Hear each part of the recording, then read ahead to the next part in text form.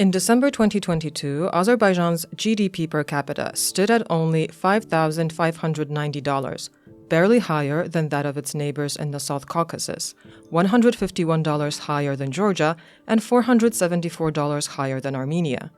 And the country is highly repressive in nature. But in other aspects, in regional terms, under the authoritarian rule of Ilham Aliyev, Azerbaijan has undergone a period of uninterrupted success. It has gained prestige by hosting Grand Prix and the Eurovision Song Contest, and is preparing for the COP29 climate change conference. But these are far from the most important achievements of this country. After 3 decades of struggle with its neighbor Armenia, would it finally be able to achieve the goal it has pursued since the collapse of the Soviet Union? And has it managed to assert itself in its relations with its former colonial power, Russia?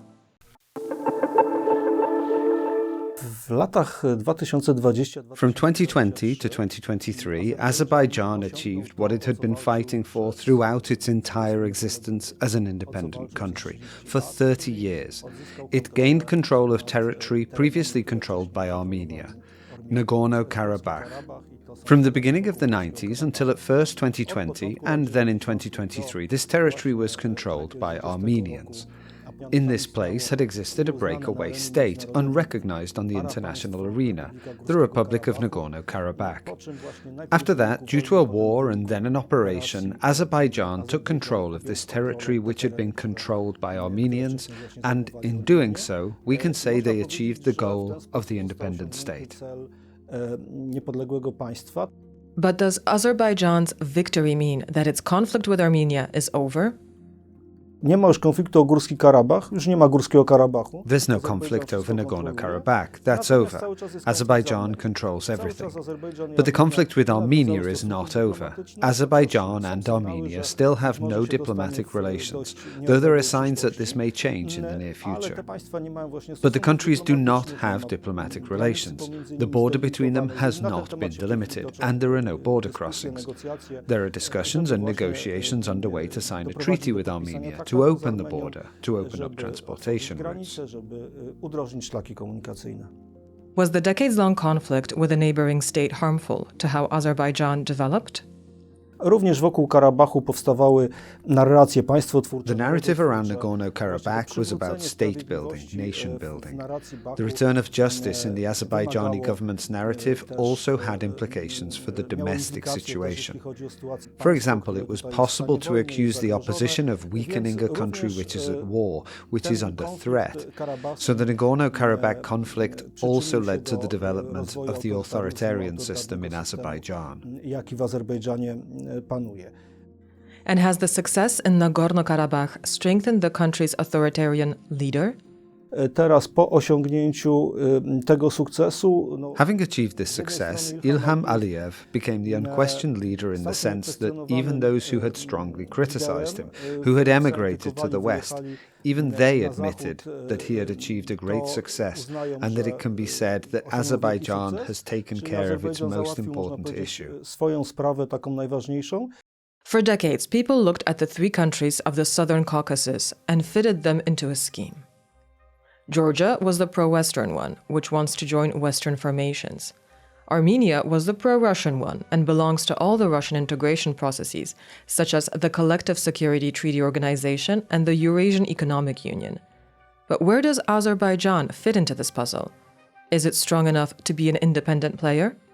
Azerbaijan, który ma ropę, gaz, stara się... Azerbaijan has oil and gas. It tries to trade with everyone, but to stay outside, on the one hand, NATO and the European Union, and on the other, the Collective Security Treaty Organization and the Eurasian Economic Union.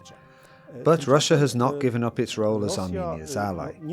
This started in 2016 when we saw the first battles of a larger scale than since the Nagorno-Karabakh war in the 90s. In 2016, after several days of fighting, the Armenians lost territories held since the beginning of the 90s. Russia said that, well, Nagorno-Karabakh is internationally recognized as a territory of Azerbaijan, so they couldn't intervene. Nevertheless, Armenia had hoped that Russia would do something to make sure that Azerbaijan simply would not attack Armenian positions in Nagorno-Karabakh. Then again, the war in 2020, and again Armenia didn't receive help from Russia. Once more, the fighting took place on Azerbaijani territory, but it put at risk the existence of this unrecognized Nagorno-Karabakh state created by the Armenians. It's true that Russia saved Armenia from total defeat then, because Vladimir Putin negotiated a ceasefire and part of Karabakh remained under Armenian control, but they were hugely disappointed. Russia then sent in peacekeeping troops as part of the agreement ending the Second Nagorno-Karabakh War. They were supposed to be stationed there for 5 years, but the situation between Armenia and Azerbaijan remained tense. And in autumn 2022 there was fighting for several days, during which around 100 people died on both sides, and targets were struck on Armenian, not Azerbaijani territory this time. The Azerbaijani government claimed that there are no precise maps, no border delimitation, and that these are disputed areas. Nevertheless, it was an area which Armenia believed to be its own, which had been part of Soviet Armenia before the collapse of the USSR. So this time Armenia was entitled to expect support from Russia in the Collective Security Treaty Organization. But that support did not arrive. Not only did the Collective Security Treaty Organization fail to help Armenia, there were claims that it favors Azerbaijan. It goes further than that. President Aliyev stated that Azerbaijan has more allies in the Collective Security Treaty Organization than Armenia. This may even be true. For example, Belarus is in the CSTO, but it sells arms to Azerbaijan. This led to a cooling of relations between Yerevan and Minsk, and this disappointment with Russia saw Armenia take a Western turn. There were declarations that Armenia is dreaming of joining the EU. But while relations with Russia are cooling, formally Armenia is still in all the integration organizations with Russia. So why did Russia fail to defend Armenia? In a situation where Russia is devoting almost all its energy in its war against Ukraine, it's trying to secure its interests in other parts of the world, including in the Caucasus. In recent years, Turkey has become a big player there, and Azerbaijan managed to win the Second Nagorno-Karabakh War because of the alliance with Turkey. Of course, Azerbaijan has its own very large potential, but still, the alliance with Turkey makes it much stronger. Russia has to contend with Turkey's interests, especially since it is burdened with sanctions. Turkey is one of the few countries which Russia has normal relations with. While Turkey and Russia are still rivals on many levels, Russia now has to factor in Turkish interests. And it does this to the detriment of Armenia. It simply looks as if Russia has sacrificed Armenia's interests, assuming that Armenia won't be going anywhere anytime soon, because there are still Russian bases there and bilateral agreements. There are still Russian border troops on Armenia's border with Turkey and with Iran. Russia still controls economic assets there in very important sectors of the economy, such as energy and rail freight. So it seems that Russia wanted to please Azerbaijan, to please Turkey. But it did this at Armenia's cost. With Russia distracted, the success in Nagorno-Karabakh made Aliyev hugely popular and allowed him to take full control of the country. Opposition parties and independent circles play virtually no role in the country's political life. There are an estimated 300 political prisoners currently detained in Azerbaijan. In the 2023 Democracy Index, it ranked 130th out of the 167 countries assessed, and in the Corruption Perception Index 2023, it ranked 154th out of 180 countries. Azerbaijan is a highly repressive country led by a highly authoritarian president. Who is Ilham Aliyev? And what role did his father play in his rise to power? Ilham Aliyev jest bardzo ciekawym politykiem. Ilham Aliyev is a very interesting politician. He spent years getting started, building up his presidency. He took power gradually after his father, Heydar Aliyev. Heydar had ruled first Soviet Azerbaijan from the 1960s.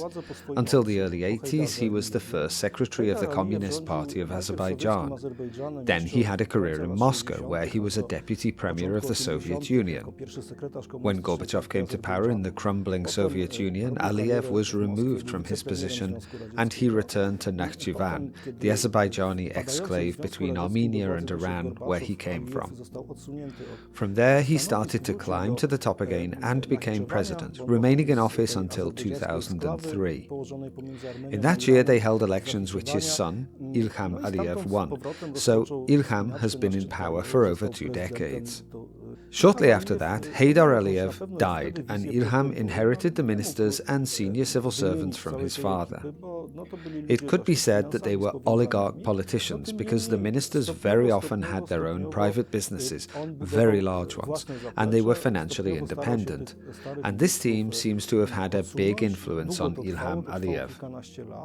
Back then, Ilham certainly had a vision of his presidency, but he couldn't change the entire team because these were people with money and connections. But step by step by step, he built up his own team. One by one, he removed the old ministers.